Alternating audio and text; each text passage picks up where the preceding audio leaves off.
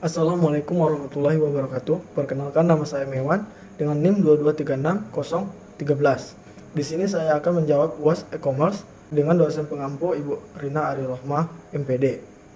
Pertanyaan yang pertama adalah, apa tantangan utama yang dihadapi dalam menjaga keamanan dan privasi di era digital yang terus berkembang? Dan strategi apa yang dilakukan oleh perusahaan e-commerce untuk menghadapi tantangan tersebut dan memastikan keamanan data pelanggan agar tetap terjaga. Tantangan utamanya di sini adalah peningkatannya ancaman cyber. Yang kedua, adanya keterbatasan regulasi yang konsisten. Yang ketiga, ada pengelolaan data yang kompleks. Yang keempat, ketergantungan pada teknologi pihak ketiga. Dan yang kelima, ada krisis kepercayaan konsumen. Strategi yang dapat diterapkan oleh perusahaan e-commerce yaitu yang pertama, enkripsi data.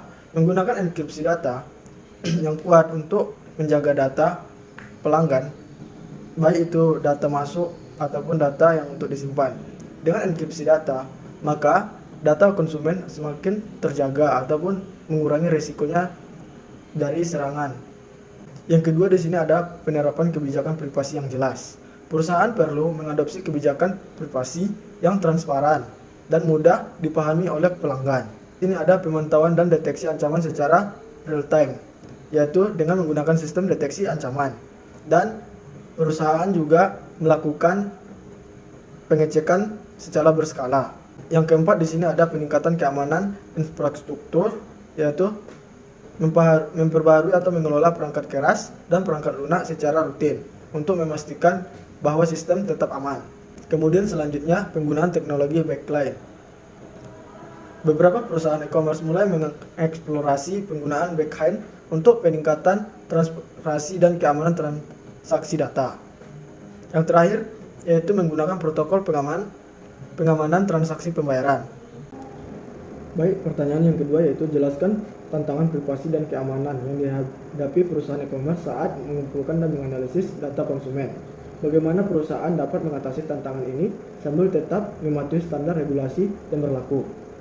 Tantangan privasi dan keamanan yaitu pengumpulan data yang berlebihan atau tidak terkontrol.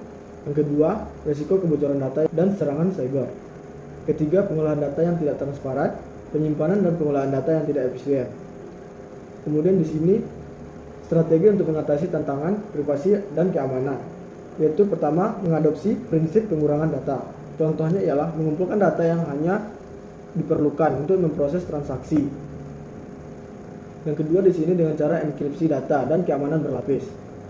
Seperti yang kita tahu, enkripsi data sangat berguna untuk kepentingan keamanan data. Contohnya menggunakan HTTPS untuk transaksi web dan sistem enkripsi data yang kuat di server perusahaan.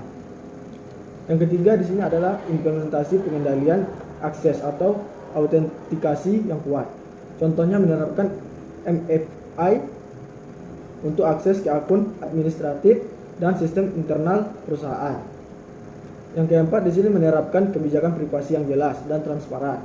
Contohnya membuat kebijakan privasi yang menjelaskan jenis data yang dikumpulkan dan tujuan penggunanya. Pertanyaan yang ketiga, bagaimana teknologi seperti Internet of Things, kecerdasan buatan atau AI, dan cloud computing telah mengubah cara data dikumpulkan dan analisis dalam e-commerce. Berikan contoh konkret dari sebuah perusahaan e-commerce yang berhasil memanfaatkan teknologi ini untuk meningkatkan kinerja bisnisnya. Yang pertama, Internet of Things di dalam e-commerce. Contoh perusahaan yang menggunakan Internet of Things yaitu Amazon.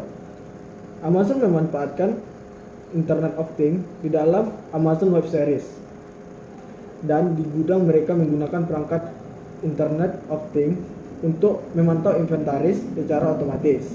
Yang kedua, kecerdasan buatan atau AI di dalam e-commerce. Contoh perusahaan yang menggunakan AI ini ialah Alibaba. Alibaba menggunakan AI untuk memperkuat Taobao atau Tmall platform e-commerce-nya. AI digunakan untuk personalisasi, memperkirakan permintaan produk, serta meningkatkan sistem pencarian.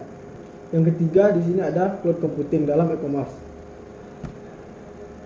Contoh perusahaan yang menggunakan cloud computing ialah Spotify.